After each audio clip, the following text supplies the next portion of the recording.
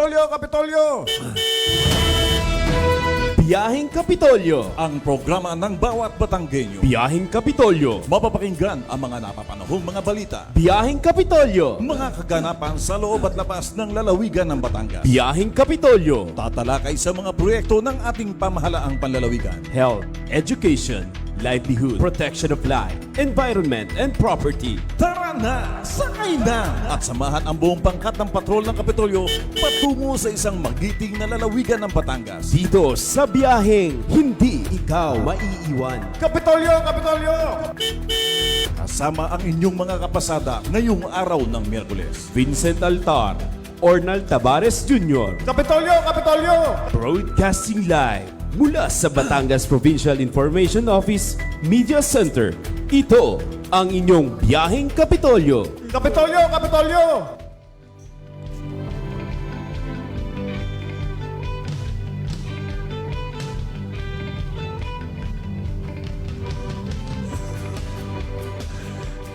Ayan.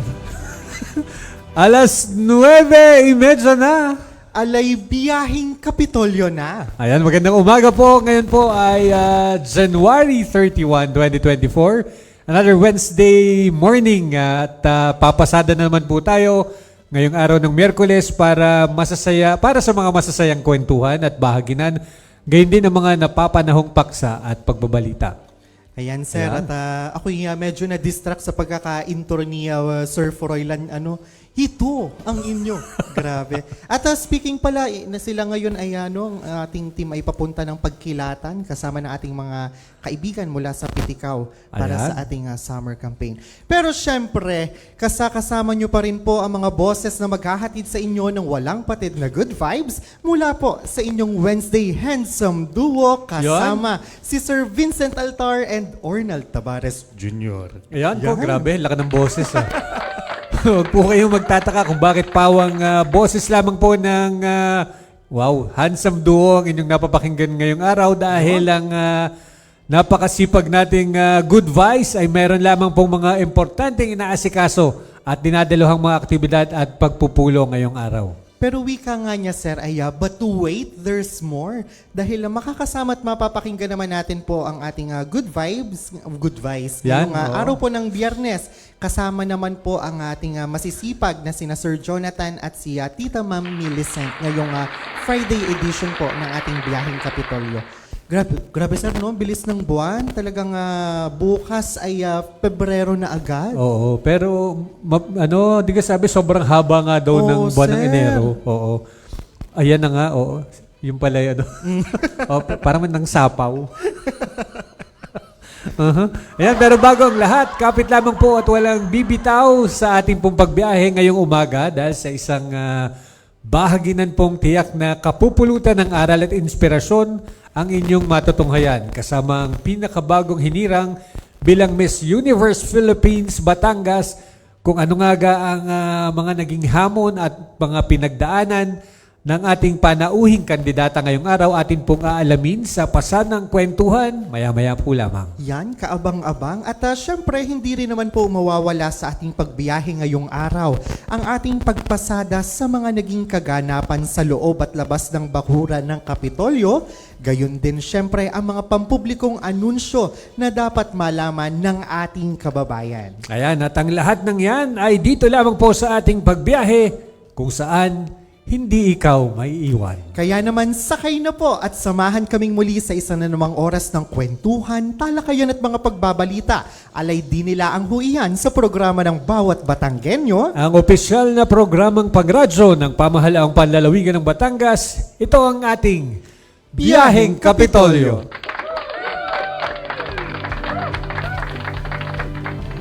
Ayan, ang oras po sa buong kapuluan, alas 9:37.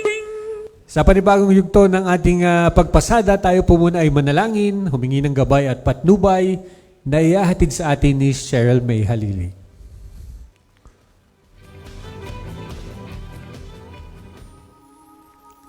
May layunin ang ating buhay dito sa lupa. Mayroon tayong dapat patunguhan. Mayroon tayong pananagutan at dapat gampanan. masasabi natin na ito ang ating mumunting krus na dapat pasanin. Ang mga ito ay responsibilidad rin natin.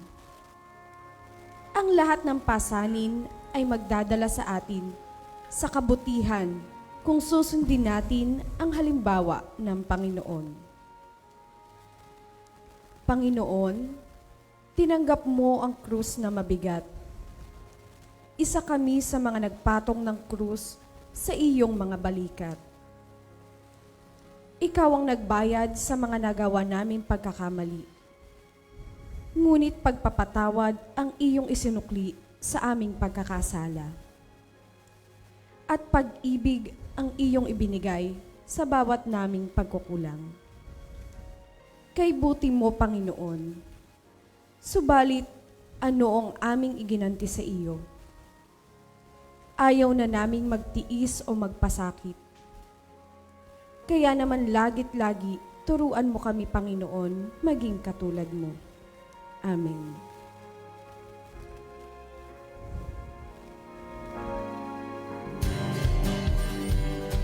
Ayan, amen. Maraming salamat, May, at yung ating mga babatiin. Alam ko may mga papasadahan ka. Ayan.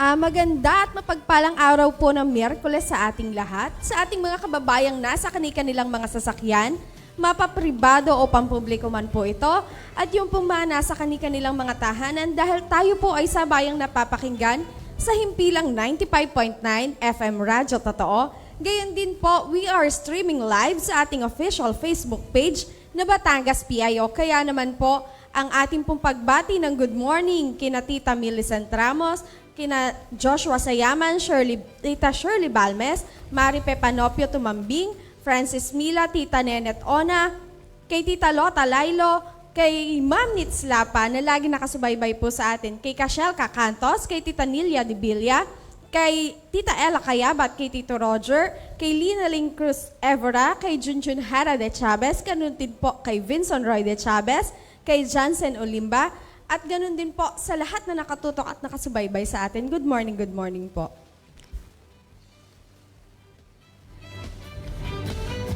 Ayan, maraming salamat, May. At speaking of pagbati, syempre sa ating walang kapagod-pagod na ama ng lalawigan ng Batangas, Governor Hermelando Mandanas, magandang umaga po, sir. At sa atin pong kagalang-galang na Provincial Administrator, Sir Wilfredo Racelis, magandang umaga po. Ayan, good morning din po syempre sa ating Chief of Staff at Provincial Information Officer, ang napakasipag nating si Tita Abel, Ma'am Maria Isabel Bihasa. Good morning po, ma'am. At syempre sa lahat po ng bumubuo ng ating sangguniang panlalawigan sa pangunguna po ng ating good Vice Governor Mark Leviste, sampo ng ating mga respetado at hinahanga ang mga bukal. Good morning po.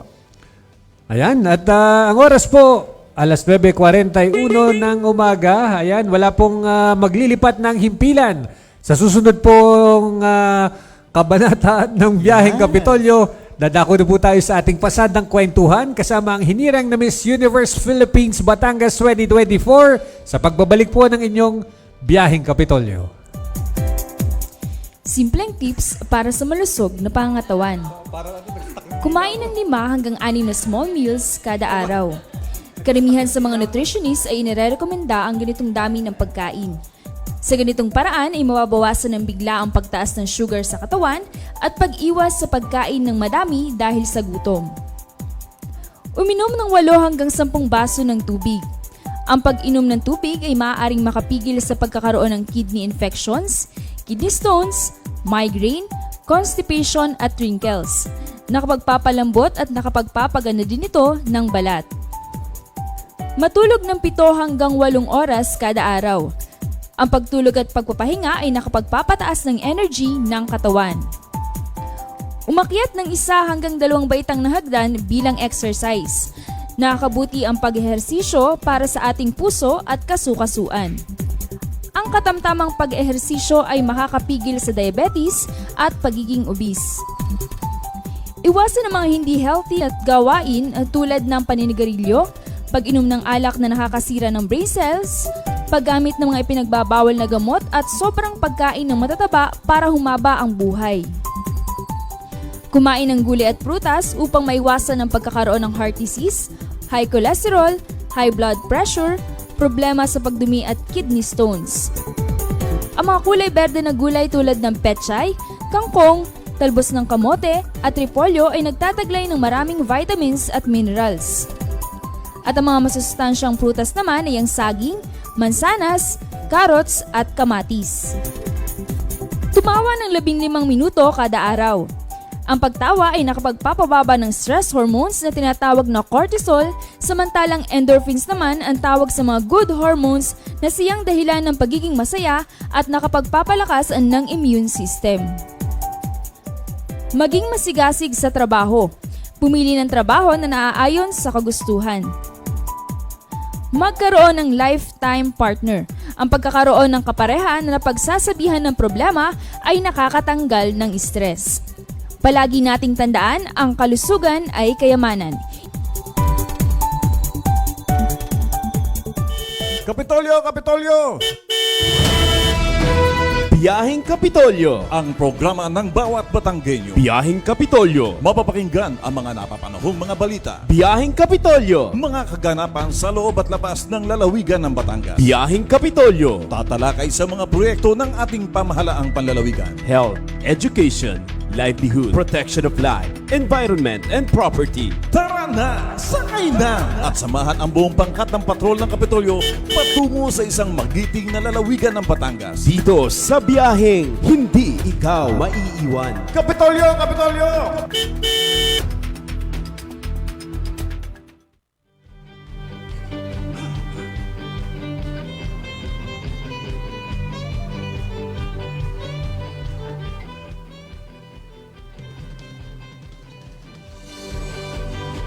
Yan. Ayan, nagbabalik po ang inyong biyaheng Kapitolyo.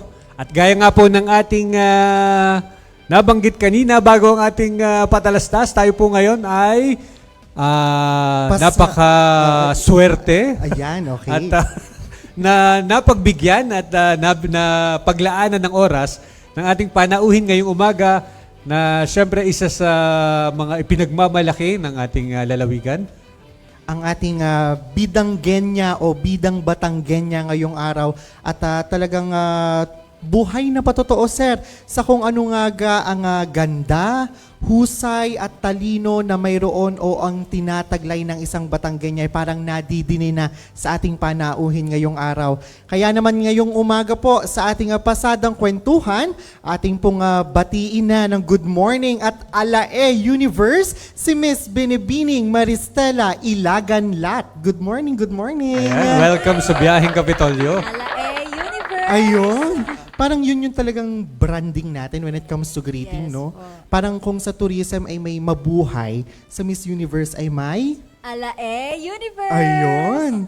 Kamusta ikaw? Bati muna ikaw sa ating mga tagapakinig. Hello sa ating mga Batanggenyos dyan. I am Maristela Ilagan Lat, your first ever Miss Universe Philippines Batangas. So I am from Santa Rita, Carsada, Batangas City, and binabati ko ang mga taga Santa Rita, Carsada. Sina Pangulong Belog. Pangulong Noel, Noel. Ayun. Ayun, at syempre sa kabatiran din ng ating mga nakikinig at yung mga nasa Facebook Live, ang ating pong kasamang si Ornald Tabares Jr., isa sa mga naging horado noong, ano nga ba yun? Talent. Cultural yun. costume. Cultural Competition. costume po. Ito ay last December. Yes, December Nagina na po iyon dito sa ating Regina Armandana Street Ayan, Zone. so to let the ball start rolling, syempre ikaw na yung magsimula sa mga katanungan. Ayan, sir. Siyempre, before tayo dumako sa iyong ikaw ngayon sa kasalukuyan bilang Miss Universe Philippines Batangas 2024, gusto muna nating kilalanin sino nga ba bago maging beauty queen ng isang Maristela Ilagan Lat? Nagsimula po talaga ako sumali ng pageant sa aking Barangay Santa Rita Carsada. And ako po yung kauna-unahang binibining Santa Rita Carsada. And that was on 2019 pa po. And then, since syempre, dito ako po sa Batangas City lumaki, kung ano po yung nakikita ko in our city, yun po yung mga sinasalihan ko. Like Miss Bay City, 2022, first runner-up po ako doon. And then, sumali din po ako sa Lakambini ng Kabataan. Last year lang po siya. And nanalo po ako ng Lakambini ng Kalikasan. Ayun. So, outside sa pagiging beauty queen, kumbaga, ano yung saan ka nag-aaral? Ikaw ba'y nag-aaral pa? Actually, last year lang po, I graduated college Wow. and I studied at Batangas State University. I graduated magna cum laude Uy! Yun? with BSBA, major in marketing management. And partida, sir, magna cum laude at Bourbonian yan. Yes. Red Laking Spartan? Batangas talaga. Oo. Grabe. Before that, nung ikaw ay nag-aaral, are you into pageants na rin ba? Or talagang since ikaw ay you have the eagerness para maging magna cum laude, ikaw ay fully nag-focus sa academe? How was your college life, ma'am? Ang college life ko po kasi, since yung first year po ako, tinatry ko pa po i-figure out ang lahat po. And so, hindi pa po ako nag-join ng pageants doon. Nag-adjust muna po ako. But, since nung first year din po ako nag-pandemic. So, doon po ako nag-focus talaga sa pag-aaral. Since, yun naman talaga po yung gusto kong course and passionate po talaga ako sa marketing. Kaya, nag-aral po ako ng mabuti. And pagbalik ko po sa school, 4th year na po ako. Kaya hindi na po ako nag-tempt na mag-join ng pageants. And tinapos ko na lang po talaga. And through prayers din, kaya po na-achieve ko po yung laude. At saka yung kumbaga, yun nga, itatanong ko nga ano yung naging sekreto ng time management? Oo, sir. Pero yun nga pala, inabot din nga pala ng pandemya. Pero syempre, kumbaga, in a way, para naging advantage din naman yung naging pabor sa'yo yung pandemya in a way kasi nga, yun, nakafocus ka sa pag-aaral. At ngayon, kumbaga, mas-shift mo naman ngayon dun sa ibang aspeto ng iyong karera. Kumbaga po ay perfect timing po talaga. Yes. Na para po talaga sa akin ang Miss Universe Philippines Batangas. Ayun. Since ikaw ang pinakauna rin na binibining Santa Rita, tas ikaw din ang pinakauna na Miss Universe Philippines Batangas, paano ito nagkaiba or may similarities lamang din? Siguro po, based dun po sa mismong pageant, nung first pageant ko po kasi sabi ko, i-enjoy ko lang to. Kasi feeling ko, nung time na yon, dream ko na yon na mapunta dun sa stage, mapakita kung sino ako. So, hindi po ako masyadong kinakabahan.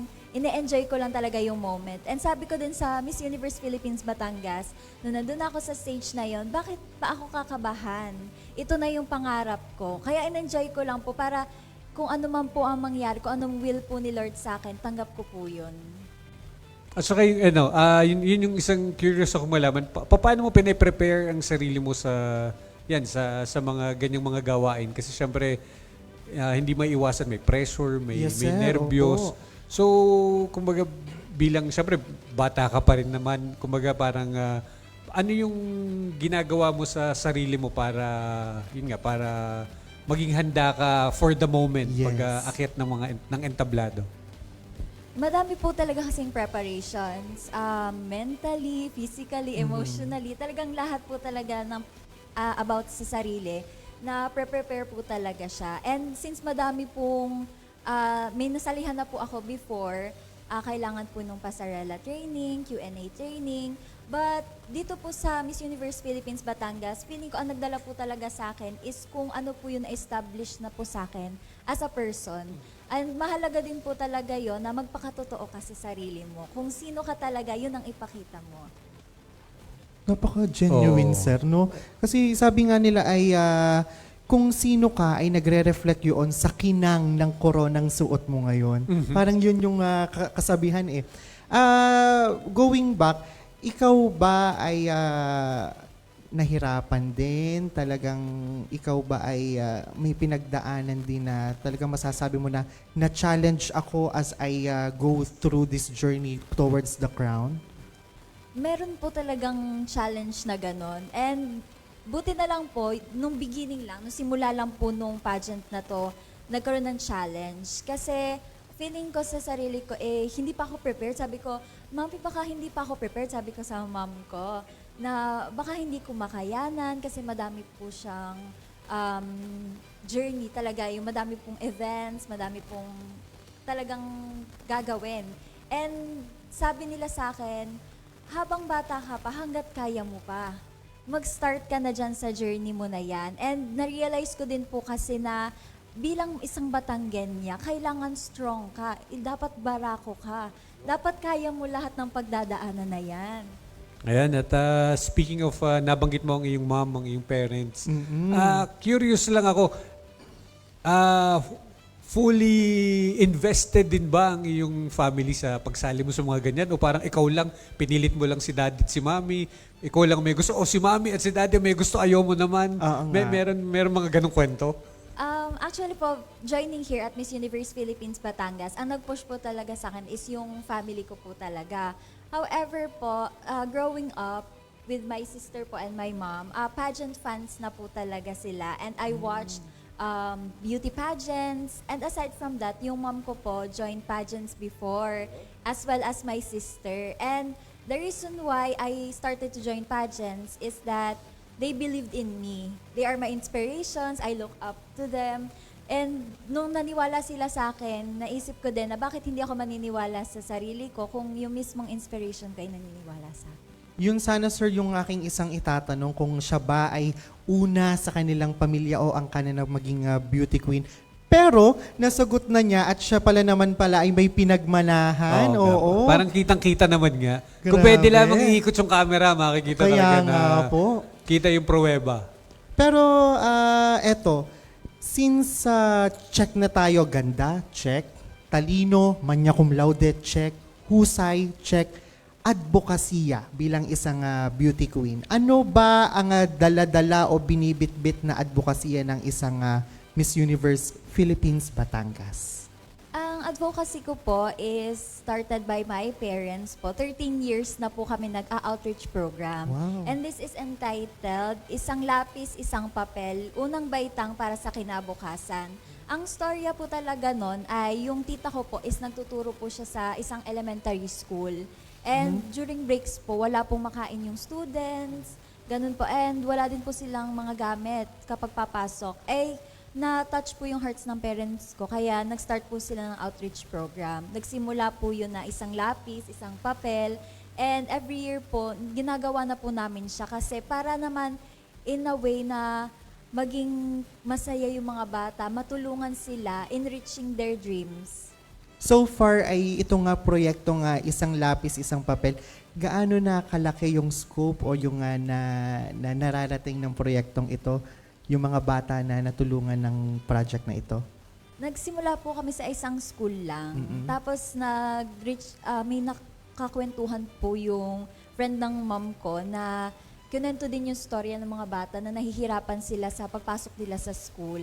Kaya in-expand namin yun kasi may mga lumapit na din sa amin na gusto nilang tumulong dun sa mga batang yun. Kaya lumaki siya and bilang isang Miss Universe Philippines Batangas, yun ang goal natin na may mas matulungan pa tayo na iba pang mga bata all over province of Batangas and hopefully all over the Philippines. Ayan, nakakatuwa yung mga ganyan na, yung kumbaga nagsimula sa mga, yan syempre, yung nagsisimula sa atin na Yes, sir. talagang may Opo. pagkukusa na gusto mong makatulong, gusto mong mag-make a difference sa buhay ng iba kahit sa mga maliliit na paraan lang na na-expand dahil sa gantong mga platform katulad ng sinalihan mong competition. Actually po nun pong bumalik po kami doon back then, sabi po ng ibang bata, ayan, nandyan na ulit sila, bumalik na ulit sila. So, ibig sabihin po, natatandaan po talaga Yes, nila. tumatak. Tumatatak po talaga yun sa mga bata, dun sa mga natutulungan. Hindi nila makakalimutan yung saya na nabibigay po. And iba naman nga yung impact po kasi lalo't sila ay maliliit pa. At hanggang sa pagtanda nila, hopefully ay ma-inspire din sila na paglaki nila ay gawin din nila or i-extend din nila yung kanilang helping hand sa iba naman. Ano? Ayan, at saka yan, dyan sa pinagkukwentuhan nga natin ngayon, kumbaga parang isa yung patunay na yung Miss Universe, katulad ng mga beauty pageant like Miss Universe Batangas, hindi lang siya for beauty and Yes, brains. sir. Talagang Opo. meron din siyang mga gawain na labas sa dun sa specific na scope ng competition na nakakatulong sa komunidad. Yun din po yung maganda as yung pagiging beauty queen.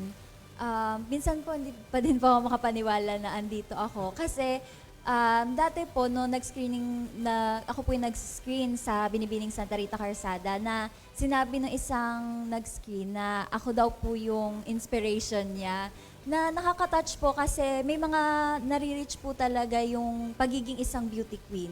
So what more yung pagiging Miss Universe Philippines Batangas? Ano pa po yung mga bata or mga batang babae na naniniwala na kaya ko. Kaya gusto ko din po na ma-inspire silang na kaya din nila yung mga nagagawa ko and more than what I can do. Ayun, oo nga. Tapos beyond being an inspiration para gayahin na, uy, gusto ko rin maging beauty queen one day. Yun nga, yung nagagawa na nakakatulong, tumatatak din yun na kumbaga parang yung anong ang nickname mo? Si Maris, Yes. talagang nung hindi pa man yan beauty queen, talagang may mga proyekto na sila sa mga school, para sa mga bata na nakakatulong para yun nga, sa pag-aaral dahil nga may mga limitasyon yung ibang mga families. So yung mga small deeds natin, pag yung napapagtulong-tulungan talagang big deal na para sa maraming mga bata. And dun pa lang sir, walang anumang entitlement o corona ang makakapantay dun sa impact na naibigay nun sa ibang tao. Bonus na lang na ikaw ngayon ang aming Miss Universe Philippines Batangas. Yes po, tama Kaya po. kami ay super proud sa iyo. Thank you so much Pero po. babalik uli ako ha. Kasi ako ay nung nag-judge dun sa costume night, costume competition ay namangha ako kasi napakadami ng mga kandidata na nagsilahok upang sungkitin ang corona bilang Miss U Philippines Batangas. Kwentuhan mo naman kami, kamusta yung inyong naging sisterhood, kamusta yung inyong relationship with one another, yung mga naging activities ninyo during this journey. So gaya nga po ng sinabi ko, madami pong challenges. Pero nung beginning po siya nangyari. Kasi ang naging turning point ko po is nung makilala ko po yung co-candidates ko. Na nalaman ko po yung stories nila, na stories ng buhay nila, na nakakaya nila lahat ng challenges na yun, na naikwento pa nila sa amin. Na parang doon ako na-inspire na kailangan talaga matuto ka na maging strong as a Batangueña. And bukod po doon, lahat po sila ay mababait po talaga yung co-candidates ko. Talagang close po talaga kaming lahat. And aside from that, talagang susuportahan po nila yung mga nanalo at the nationals. And gusto ko din po nilang malaman na yun po talaga yung nag-connect sa akin in this pageant, yung pagiging inspiration nila sa akin. And sana malaman din po yun ng ibang mga tao na hindi lang po siya basta pageants. Hindi lang po kami nag-i-inspire sa ibang tao, nai-inspire din po kami sa fellow candidates. At saka yun nga, before Maris, kumbaga parang napakarami na rin nating yung mga na-interview na mga kagaya mo ng mga Opo, naging sir. kandidata sa mga iba't ibang mga competition. Parang napaka-consistent naman na lahat parang nagiging magkakaibigan. Yung parang sir. parang competitors man kayo dun sa mga beauty pageants. Behind the scenes, magkakaibigan naman. Kumbaga parang baka kasi iniisip ng mga tao, mga nag-iisnaban kayo sa backstage. Kasi magkakalaban Opo, kayo eh. Parang Pero- yun po yung assumption ng mga Oo, audience sa parang, baba. Pero backstage ay nagkakaisa yung mga kandidata to give a wonderful show. Yung kumbaga sa parang yung mga naririnig natin halimbawa sa basketball, mga mamba mentality, lahat para mga palaban lahat. Pero hindi, pag mga beauty pageants, pag yung mga gandong mga competition, parang magkakaibigan pa rin. At yun nga, nagtutulungan kahit na magkakatunggali. Yes. Kahit naman po competition siya, outside naman po nun, magkakaibigan po talaga Oo kami. naman. And kahit po makuha nyo yung crown, if hindi naman po kayo close or friends dun sa mga co-candidates, parang hindi naman po siya, hindi nyo ma-enjoy yung journey nyo. Kaya nakaka-enjoy din po yung pagsali ko na Miss Universe Philippines Batangas dahil po nung mga co-candidates ko. Na-enjoy ko po siya dahil friends po kami. And alam niyo po yung kahit pagod na kayo, na kahit na ang dami naming activities, okay lang kasi pagkasama ko sila, parang ang gaan-gaan lang ng mga ginagawa namin. Tsaka kasi, at saka kasi, Parang masyado ka hyper opo, yung pasok mo. At the end of the day po ay, ito ay aking first POV lang ha. Kasi at the end of the day ay, you will all be representing one crown. You will all be a representation of our province. Yun naman yung common denominator talaga nun. Bonus na lang kung sino talaga yung hihirangin that night na magsa-stand out between equally beautiful and brilliant women.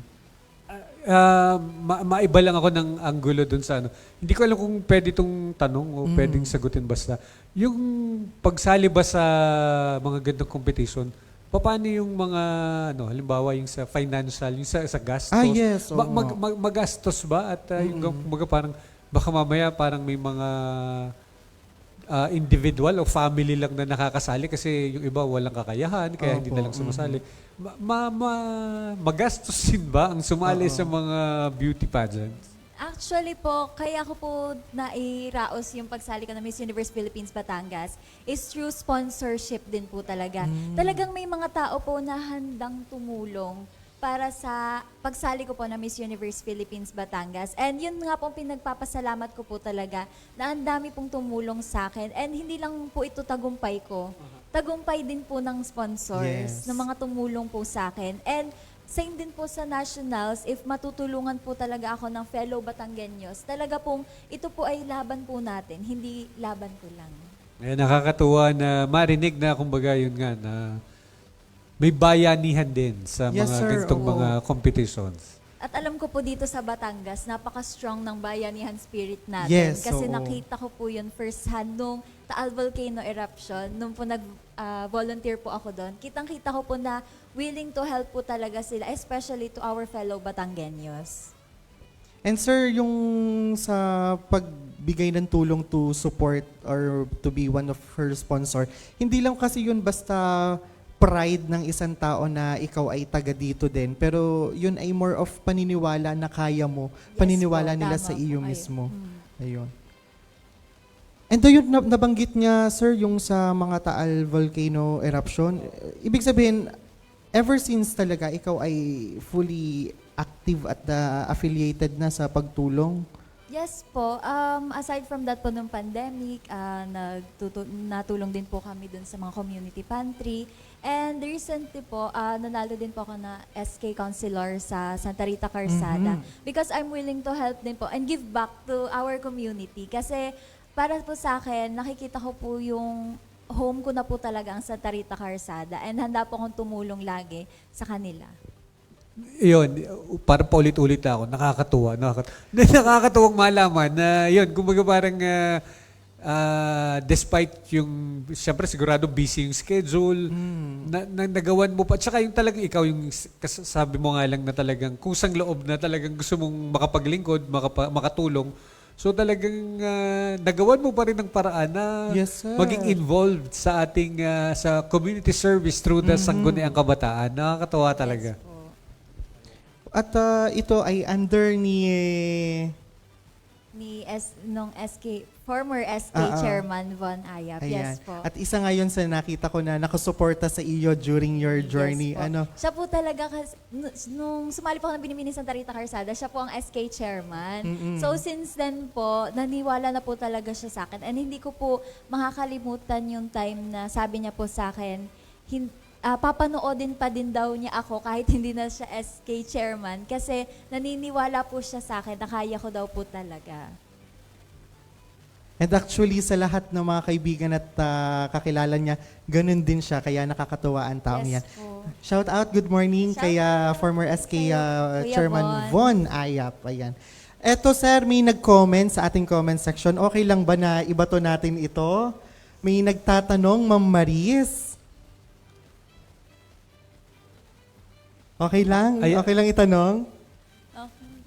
Ayan. May nagtatanong dito kung ang isa po ba o ang amin ba ngayong Miss Universe Philippines Batangas ay may buhay pag-ibig. At kung mayroon man ay hindi po ba ito naging sagabal sa pag-abot ng inyong corona? To be honest po, may buhay pag-ibig po. Ay, sana all! And hindi po siya naging sagabal kasi sobrang supportive po. And kasama din po siya ng family ko every time na may kailangan po ako, sila po talaga yung natulong po sa akin. Especially po yung emotionally, gaya nga po nung na kapag may nakakausap ka lagi or nasasabihan mo ng mga problema mo, mas napapagaan yung feeling. And hindi lang naman po kasi siya, ayun, nakakasagabal po kasi is parang unhealthy po yun. True. And for me po, healthy lang po talaga siya kasi tinutulungan niya po ako and ginaguide niya po ako every time na feeling ko hindi ko na kaya. Meron nga tayong mga kaibigan na meron na kasi ngayong mga misses na pageants and hindi sila makapag-push through kasi ang nagiging hinder is yung partners nila na parang dito na lang, ganyan. And good thing na you are one of the lucky queens na may supportive partners and supportive family na katuwang mo sa pag-akay mo nitong journey mo na to. Laking pasasalamat ko na din po talaga sa kanila kasi sila po talaga yung naging lakas ko. Every time na hindi ko talaga makaya or nadadown na ako, sila yung nagsasabi na kaya ko talaga. Pero gusto ko lang po sana ikwento na during pageant po, yung ate ko po, ka-text ko po siya. Kasi every time po nalalabas ako, gusto ko po ng feedback para ma-improve ko po. Yes. And then sabi po niya, ano daw, kinakabahan na daw siya. Sabi ko, wag kang kabahan, ito na to eh. Sabi ko, parang ikaw ang kasali ah. Ganun naman nga talaga, sabi nga, kung baga, pag ikaw yung family member mo, yung may mga sinasalihan, yung may competition, mas kabado pa yung mga meron. Yung mga, Kaysa yung po mga dun sa nanonood. mismong sasala. Mas mahirap pa daw yung nakaupo at wala kang magawa kundi manood lang. Oo. Speaking of yung nabanggit mo kanina na yung may mga misis na pwedeng Apo, sumali, so yung na-expand yung mga candidates. Gusto ko lang marinig yung opinion mo, yung tungkol doon na, Yes, oo na yun nga, yung parang may mga pwede nang may anak, may asawa, pati age, parang na-lift yung merong Yes, alam mo, opo. 69 years old Meron, na sir, magiging candidate. opo. Anong tingin mo sa ganong development sa Miss Universe Philippines? Para po sa akin, since the Miss Universe is like an image of a woman. Kaya po, importante din po na marinig po natin yung storya ng iba't ibang babae all over the universe.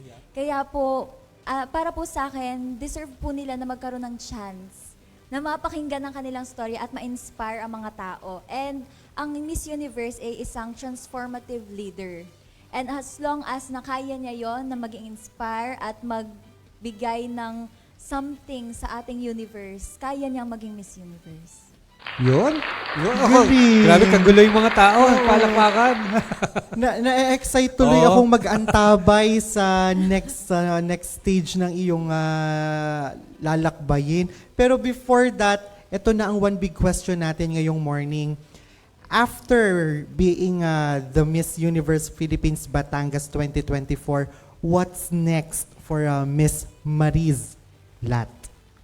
So what's next for me is you will see me at the Miss Universe Philippines 2024 stage, and I am encouraging everyone to please support me at the national stage. Ito na tayo, ito na yung pinakaiintay natin. Dadalhin ko ang Batangas Province sa national stage, and proud na proud po talaga ako na i-represent ang ating province Batangas dahil dito na po ako lumaki.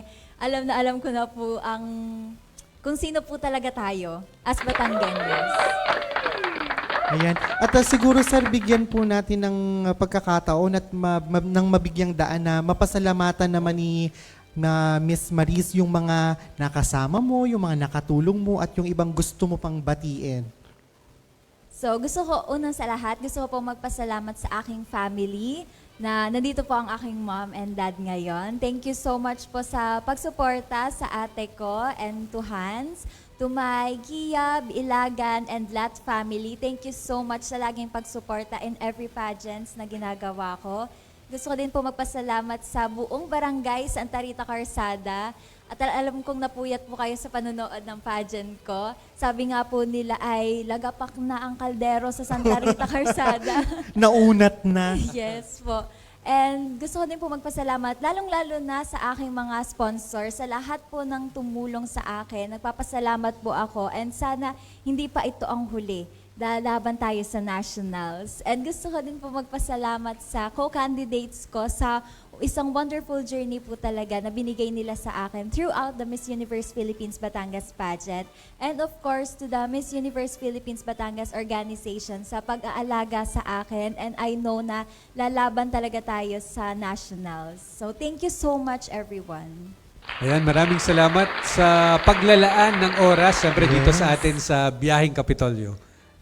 At sir, bago natin tuluyang pakawalan kasi bihira po na, kasi for sure magiging busy na si Miss Maris the following days and months. Bago ka namin pakawalan dito sa Biyaheng Kapitolyo, baka ikaw ay may mensahe para sa kapwa natin kabataan at sa kapwa natin kababaihang Batanggenya. Gusto ko lamang pong sabihin sa aking fellow Batanggenyos, gaya nga po ng sinabi ko sa Coronation Night, na gusto ko na ilagay ang Batanggenya spirit at the national stage dahil naniniwala ako na kaya ng mga Batanggenya na mag-mark sa hearts ng mga Filipinos. And I know that we are the embodiment of a true Filipino. We are makajos, makatao, makakalikasan, at higit sa lahat makabansa. Para sa aking tahanan, ang lalawigan ng Batangas. Ayan, maraming Napapalakpak na lang salamat. ako. Oo, grabe. Ayan, at nakasama nga po natin ngayong umaga sa ating pasadang kwentuhan, si Miss Maristela Ilagan Lat. Yan ang ating first ever crowned Miss Universe Philippines Batangas 2024. Ayan, again, maraming Thank you so salamat, much Ma'am po. Maris. Maraming salamat. Wala pong maglilipat ng estasyon. Magbabalik po ang Biyaheng Kapitolyo. Aray, ano ka namang lamok to? O anak, bakit? Nakagat po kasi ako ng lamok.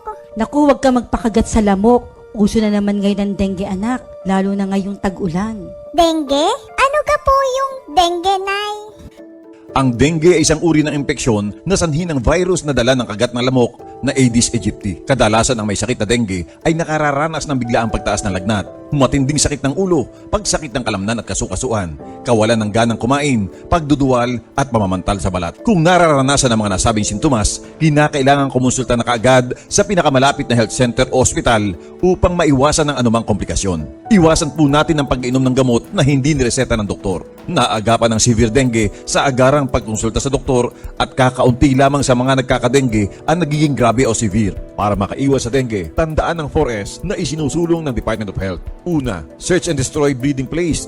Hanapin at alisin ang mga bagay na pwedeng maipunan ng tubig na maaaring pangitlugan at pamahayan ng mga lamok. Pangalawa, seek early consultation. Agad kumonsulta sa doktor kapag makakaranas ng anumang sintomas ng dengue. Pangatlo, self-protection measures.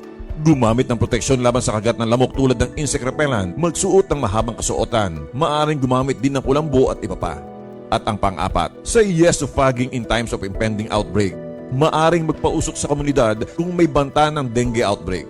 Ngayong tag-ulan, dengue ay iwasan, kaya ang 4S lagi nating tandaan. Isang paalala po mula sa pamahalaang panlalawigan ng Batangas at ng himpilang ito.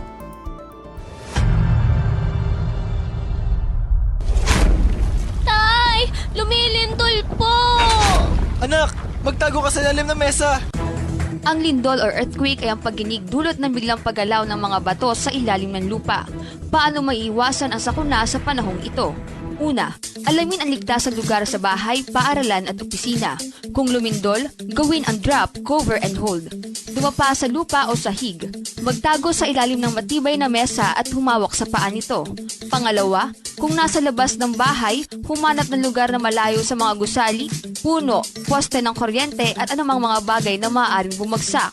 Pangatlo, manatili sa loob ng bahay hanggang sa matapos ang pagyanig at siguraduhing ligtas ng lumabas ng bahay. At ang huli, B. Bumalik ng bahay kapag may anunsyo na ni DRRMO, kapitan at iba pang lokal na otoridad. Maging listo, sa kamay mo nakasalalay ang kaligtasan mo.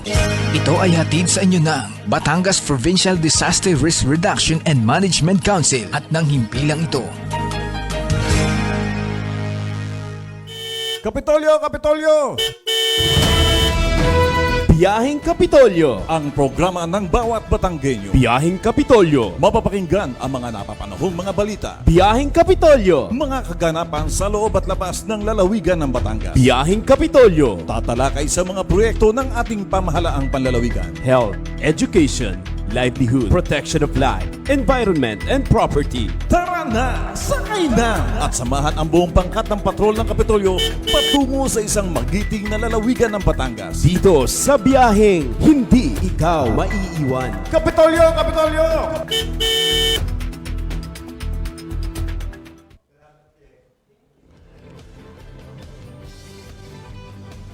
Ayan, nagbabalik po ang biyaheng Kapitolyo. Ang oras po sa buong kapuluan. Alas 10:18 ng umaga. Ayan, nakakatuwa yung ating... yan, nakakatuwa na naman ako.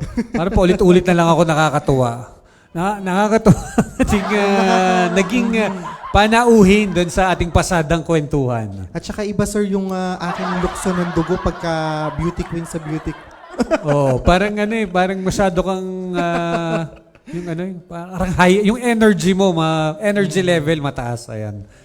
Ayan, at para naman po sa ating mga pampublikong anunsyo sa ating mga kababayang naghahanap ng trabaho mula po sa tanggapan ng Batangas Provincial Peso, ang Universal Robina ay magkakaroon ng local recruitment activity ngayong araw ng Biyernes, February 2, 2024 sa Provincial Assistance for Community Public Employment and Youth and Sports Development Office dito po sa loob ng bakuran ng Kapitolyo. Ang Universal Robina Corporation ay nangangailangan ng 20 production operators na mapapadestino sa Simlong, Batangas City. Sa mga interesado pong aplikante, magdala po ng inyong mga curriculum vitae o yung mga biodata at magtungo po sa tanggapan ng PACD sa ganap na alas 9 hanggang alas 3 lamang po ng hapon.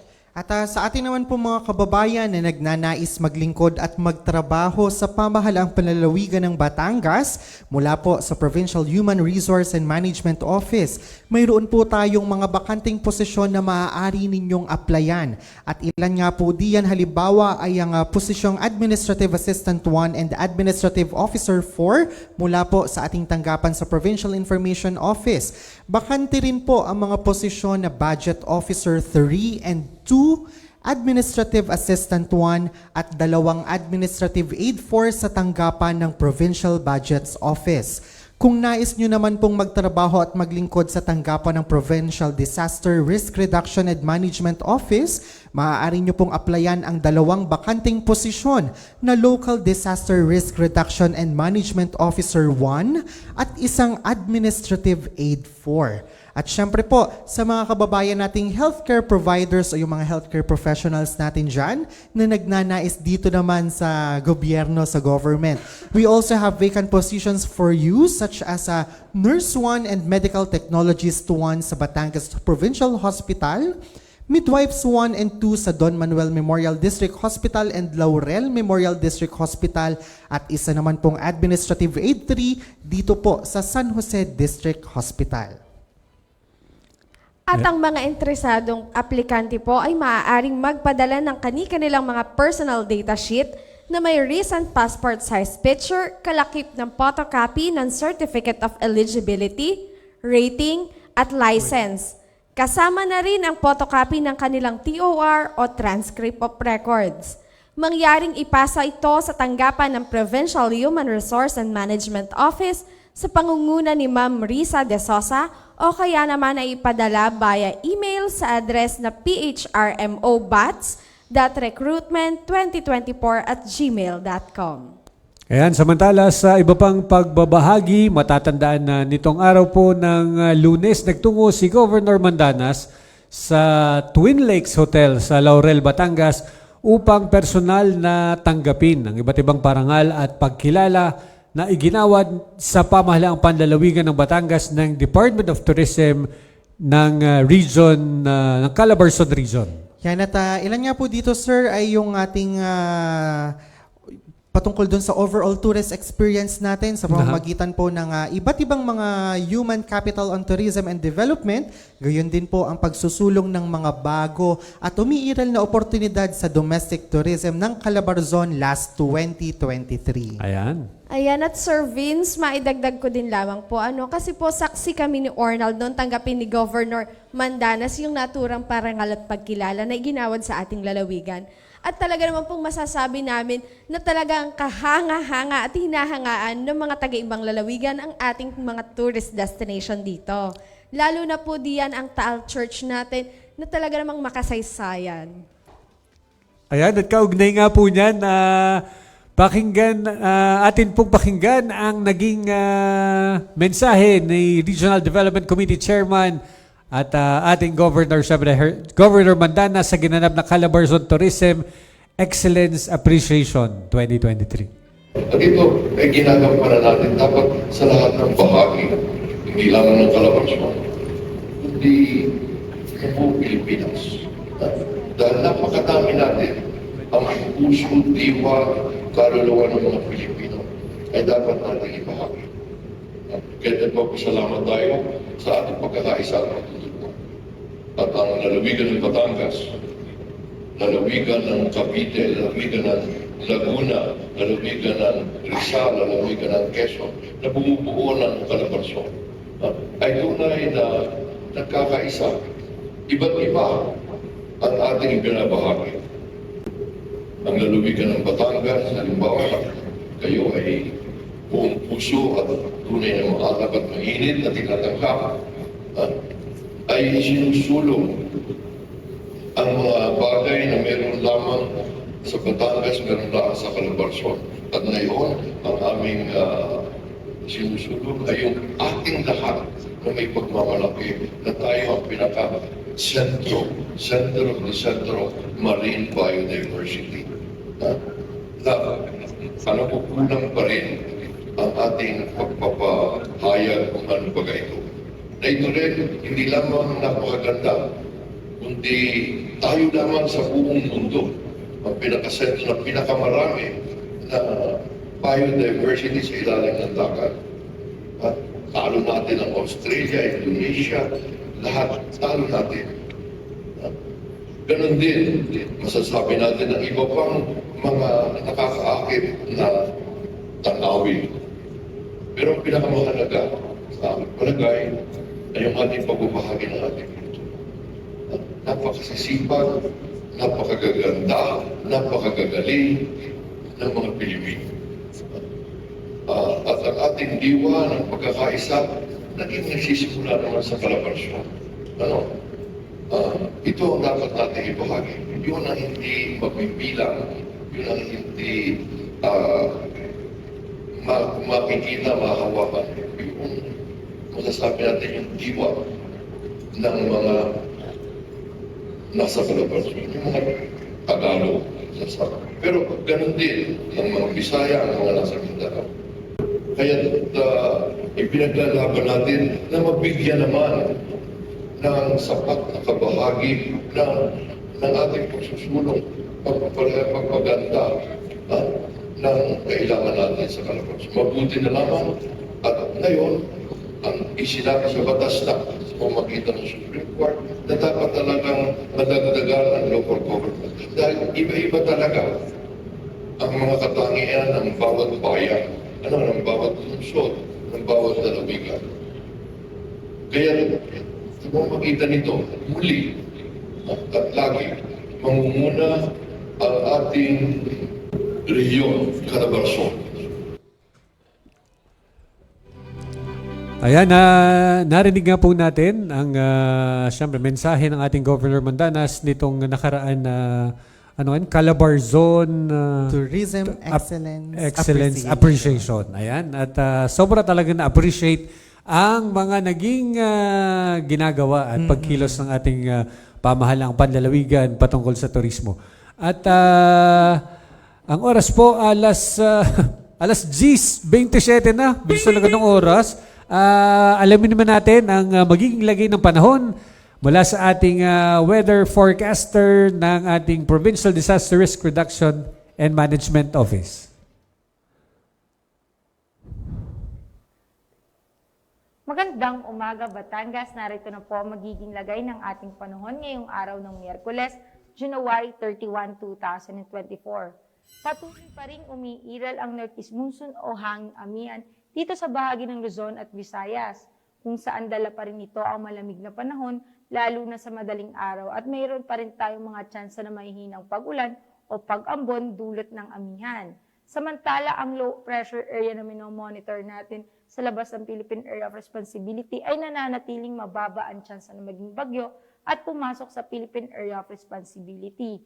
Ngunit ang trough or extension nito ay patuloy pa rin nagdudulot ng mga pag-ulan sa malaking bahagi ng Mindanao.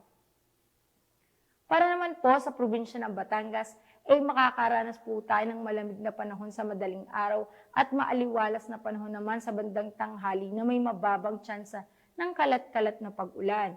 Sa hilagang parte ng Batangas ay may 8% tsansa ng pag-ulan. Samantalang sa silangan at timog parte ay may 43% tsansa ng pag-ulan at sa kanlurang parte ng Batangas ay may 5% tsansa ng pag-ulan. Kaya paalala po natin sa ating magigiting na kabatang na magdala ng pananggalang sa init at sa mga posibleng pag-ulan. Ang magiging agwat ng temperatura ngayong araw ng Miyerkules ay nasa pagitan ng 23 to 31 degrees Celsius. Si Haring Araw ay sumikat kaninang 6:23 ng umaga at lulubog mamayang 5:55 ng hapon. Kaya lagi po nating tatandaan, ligtas ang may alam, at tulad ng laging paalala sa atin ni Governor Mandanas, laging maging handa, ingat at magiting.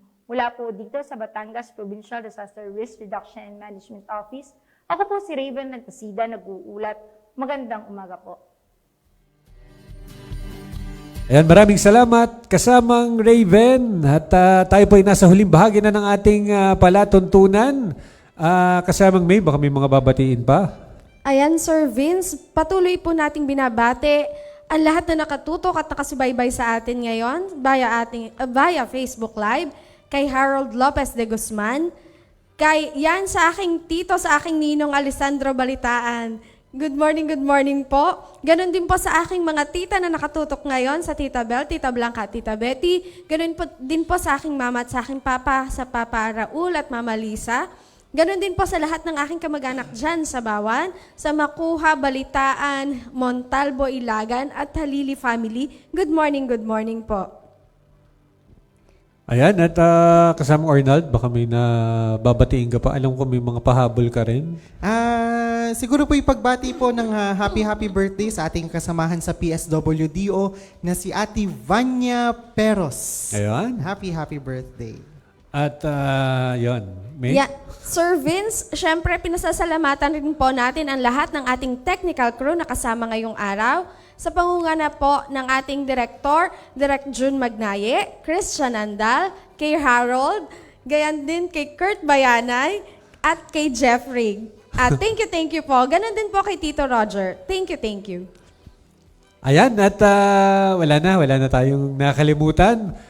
Isang oras na naman po ng pagbiyahe ang natapos ngayong araw ng Miyerkules. Sa kalan po ni Governor Dodong Mandanas at ng buong pamahalaang panlalawigan ng Batangas. Nang pamuno ang makadiyos, makakalikasan at makatao, taas noo, tayo'y Batanggenyo. Sa walang humpay na pagpapala ng Panginoon at sa sama-sama nating pagkilos, sa lahat ng hamon, tayo'y babangon sa pamamagitan ng ating pagkakaisa.